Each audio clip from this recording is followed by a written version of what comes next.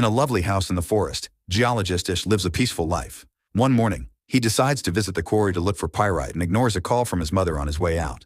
Moments later, while he's working, a snake suddenly bites his hand before crawling away. Panicking, he takes out his phone only to accidentally drop it down the hill. Next, he uses a knife to gain easier access and sucks the venom out. He rushes back to his house and drinks some water before collapsing on the bed, but then he becomes delirious. A few hours later, Ish hasn't moved and his hand is terribly swollen.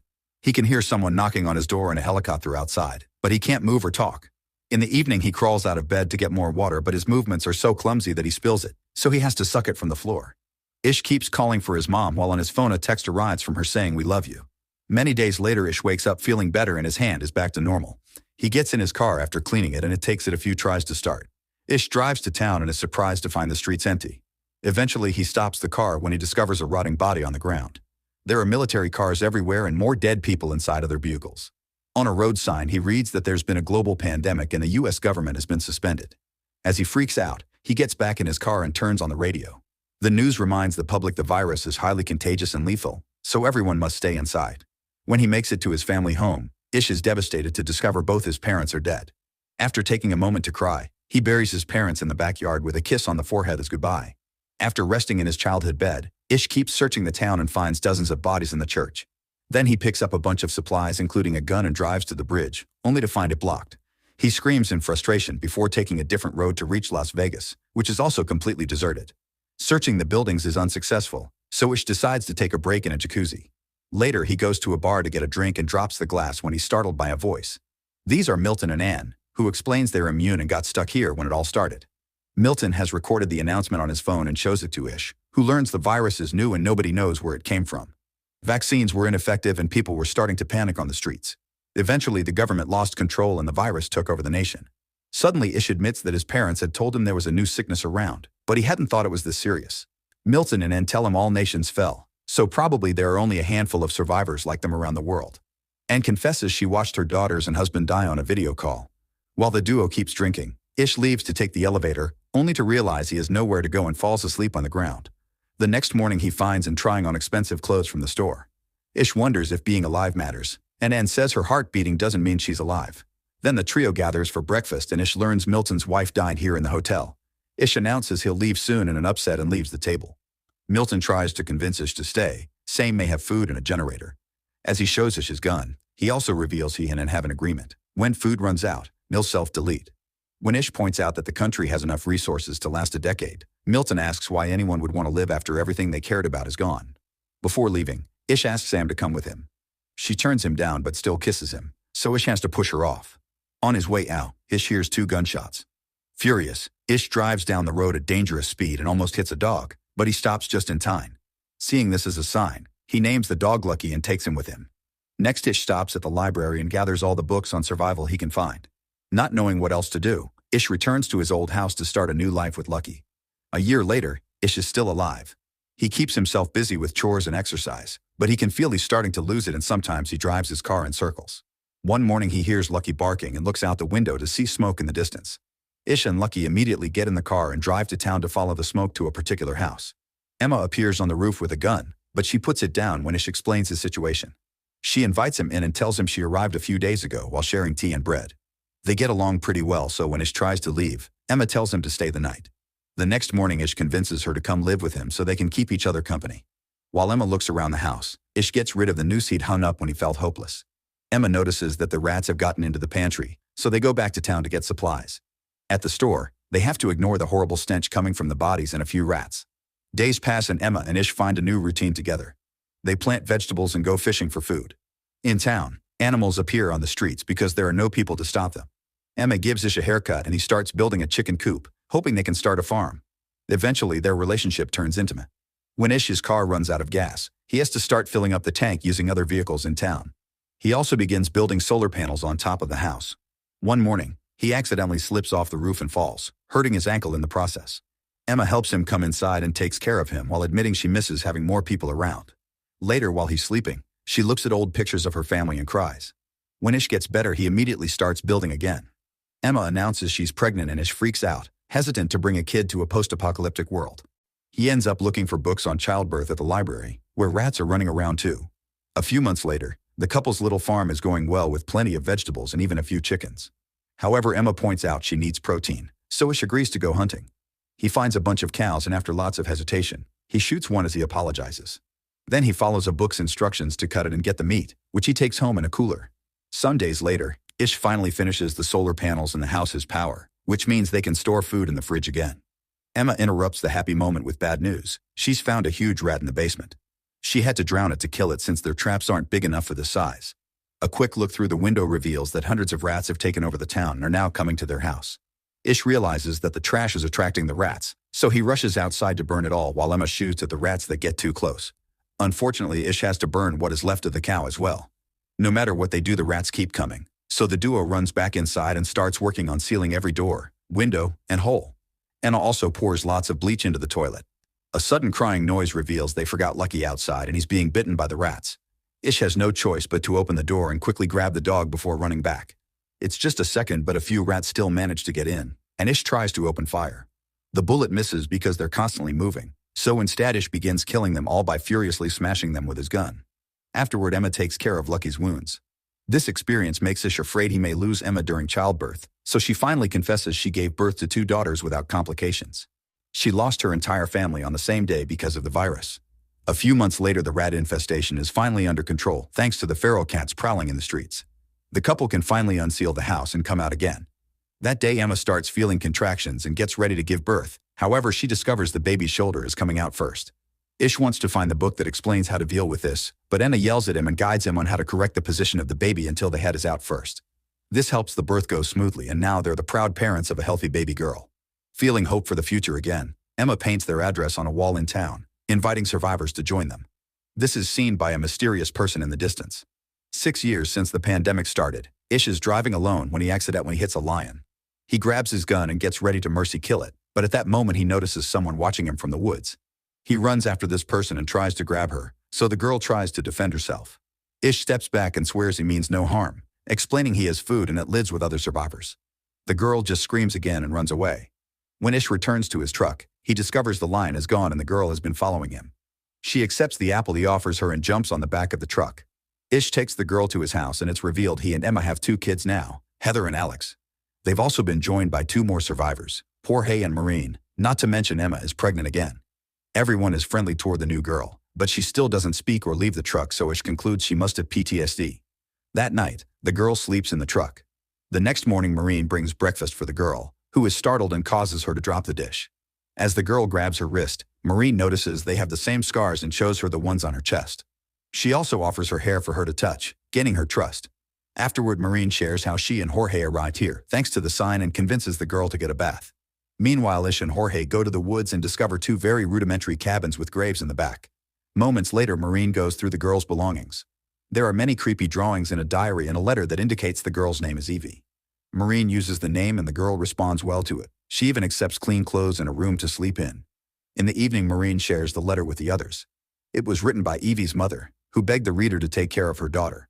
When the pandemic started, Evie's father took out his frustrations on her and the mother was sick, so she couldn't protect her.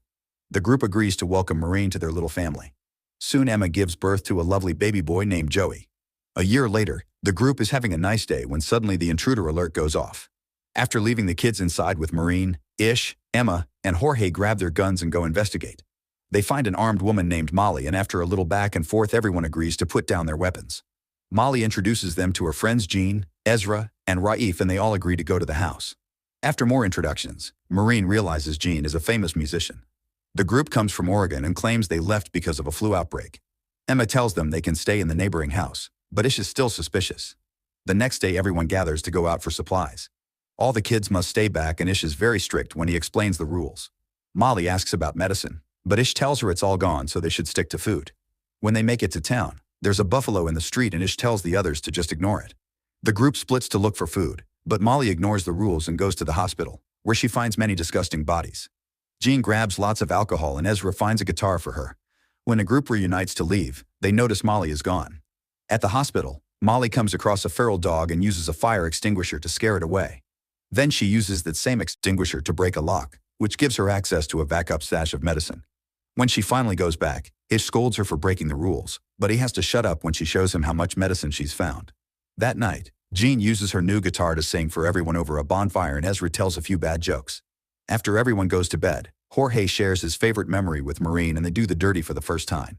Meanwhile, Jean gets drunk in the kitchen. The next morning, Molly checks on Jean, who admits she drank a lot because she's trying to terminate her pregnancy. It's obvious she's having a breakdown, but Molly still promises not to tell Ezra. Time passes and the group continues to live peacefully.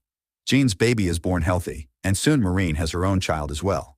14 years after the start of the pandemic, everyone is still living together as a big family and celebrate Heather's birthday.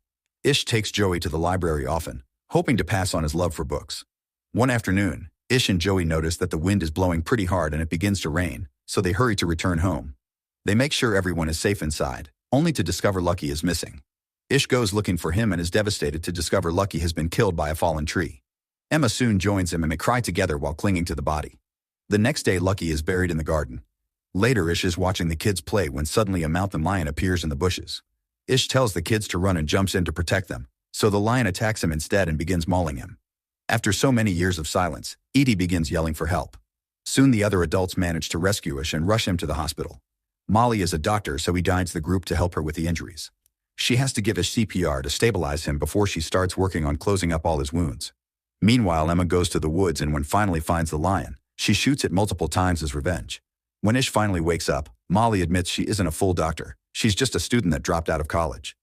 However, Ish trusts her knowledge and soon he's able to walk again, so he goes back to his family. By the 17th year of the pandemic, Joey has become an excelling fisher and Ish is very proud of him, which makes Alex jealous.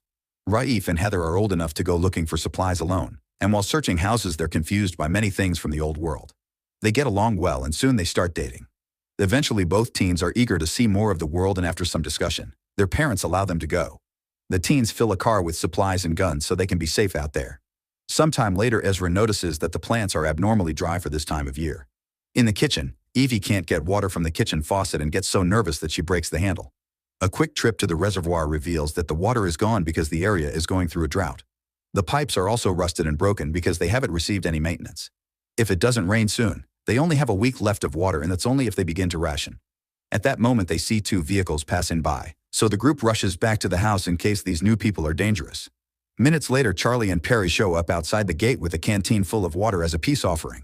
Charlie explains his group found a drill outside of Nevada and since then they've been drilling wells. They're willing to share this knowledge, so Emma finally opens the gate for them and both groups share a meal together.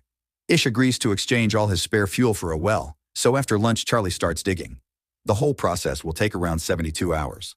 In the afternoon, Ish and Charlie go hunting together and Ish is startled when Charlie suddenly shoots behind him just to kill an animal. Charlie explains he's a very good shooter because he's had lots of practice and not just on deer. Later during dinner, Charlie shows off his scars and stares at Edie, who looks back with a clear discomfort that Ish notices. The next morning, Ish tells Alex not to help Charlie with the drilling because he doesn't trust the man, but Alex thinks his father is being unfair and ignores him. Ish tries to share his concerns with Emma, who thinks he's just being paranoid. Sometime later, Charlie has a tough time breaking through a layer of rock, but after lots of effort the drill goes through and the search for water continues. Ish has to watch how his family gets along with Charlie's group to the point they're all singing together. Upset and confused, Ish goes for a walk in the woods to clear his head, only to end up getting lost. That evening, Charlie shares his cigarettes with Jean, but she turns down the liquor. Charlie gets rather pushy and only backs off when Jorge comes out of the house. Meanwhile, Emma is worried about her husband and starts getting ready to go looking for him, but at that moment Ish finally comes back. Emma scolds him for disappearing without a word and Ish admits he's worried about what may happen if they find water. The next day the drill finally goes deep enough and water bursts out of the ground. While everyone celebrates, Ish tells Charlie to take the fuel and leave, but Charlie says he likes this place more than he thought.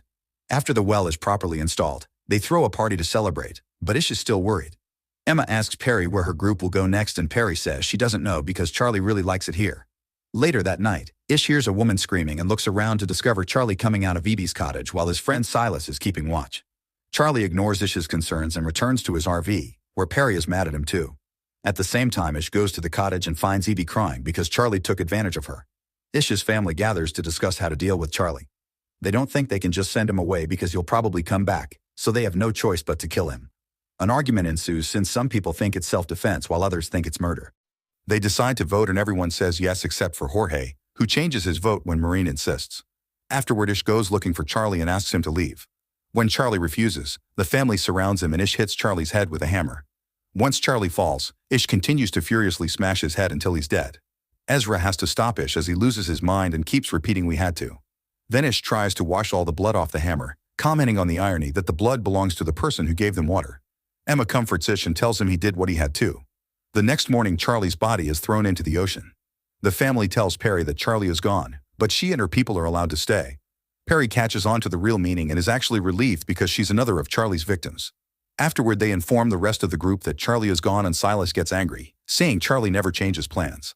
As Ish's group gets their guns ready in case Silas reacts, Corey points out it's a good thing Charlie is gone and the rest of his group backs him up. Silas calls them all cowards and leaves the community. When Alex comes out of the house and asks about Charlie, Ish tells him he's gone because he heard Evie. Alex doesn't take the news very well. At that moment, Silas comes back and asks to stay because he has nowhere else to go, pointing out Ish was the first person brave enough to fight Charlie's control.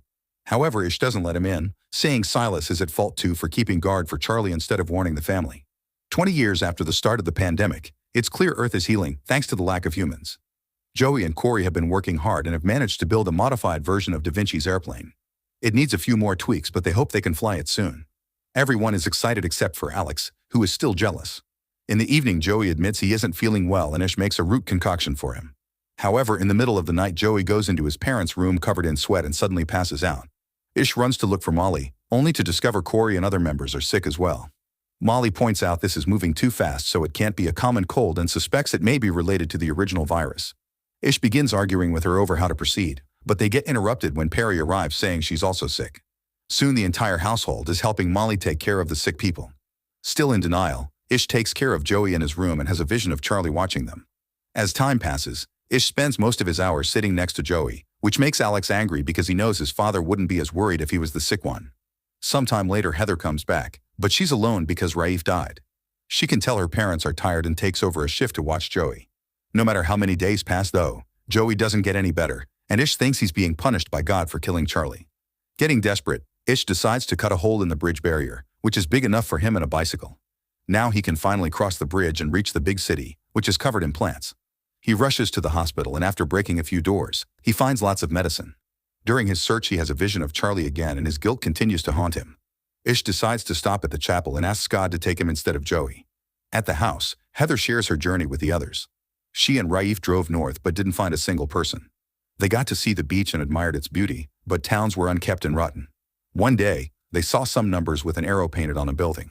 They started to follow them and found the same arrows painted on other buildings, trees, and even rocks, but they never took them anywhere. Eventually, they decided to stay a few days on top of a mountain. Suddenly, they heard a noise and a strange man appeared in the woods. Heather tried to follow him, but he ran away. When the couple returned to their tent, the man reappeared and grabbed Raif from behind. Raif tried to fight him, but the man retaliated by stabbing him with a knife. A furious Heather immediately threw an axe at him, killing him. Raif only got to say goodbye before dying as well. After burying him, Heather started to make her way home on foot because her car broke down. Hearing all this makes Gene start drinking again. As soon as Ish comes back, he starts getting things ready for a blood transfusion, hoping to pass his immunity to Joey. Heather immediately calms him down and advises him against taking extreme measures too soon. Then she tells her to go to Molly because she's created a new medicine made from a tree. Ish picks up Joey and takes him to Molly, who explains the medicine may take a few days to take effect. Since Joey is burning with fever, Ish gives him a freezing bath. A few days later, everyone is starting to feel better. Molly explains this is a strain of the original virus and she can only treat it because it's weaker. Meanwhile, Corey asks Heather for a description of the man that killed Raif and realizes it was Silas. Now he has to decide if keeping the secret or not. Unfortunately, the medicine doesn't work on Joey, who says his final words to his parents and dies in his bed. Ish doesn't take it well and drives out of the house at great speed, ignoring his family's concerns. He finds the sign Emma painted years ago and covers it up.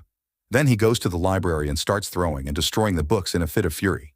At the house, they bury Joey with a few more people who couldn't survive the virus either, and they hold a small funeral. Later, Emma finds Ish still at the library with a match in his hands.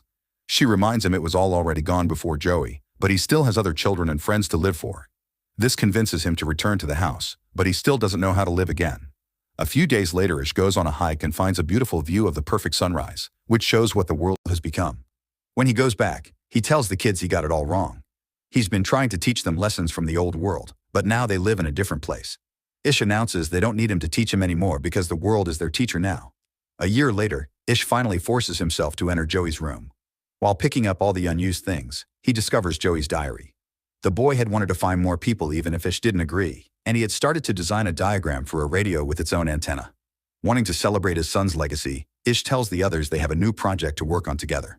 Eventually, the radio is finished and the antenna is installed on top of the house. The machine does work, but for now nobody answers. Ish spends every waking hour trying every single frequency, hoping someone out there eventually will come through. One afternoon, Emma convinces him to take a break and they join a baseball game the others are playing using random objects from the house. They have an afternoon full of fun, but Heather can't help wondering why a ball game has so many numbers. Ish explains that in the old world, everyone was hung up on statistics, measuring, and ranking everything. Hearing this causes Heather to remember the numbers with the arrow, and Ish realizes they're a frequency. The group rushes to the radio and tries Heather's numbers. After a few minutes of silence, they finally get an answer. There's a 77-member community less than 100 miles away at what used to be a state park. After some discussion, Ish's group invites these survivors to join their community. 50 years after the beginning of the pandemic, an old Ish passes his hammer to Heather's oldest son. Ish tells him that his last lesson is that men and women come and go, but the earth abides. Make sure to subscribe and turn on notifications so you can watch more videos like this. Thanks for watching.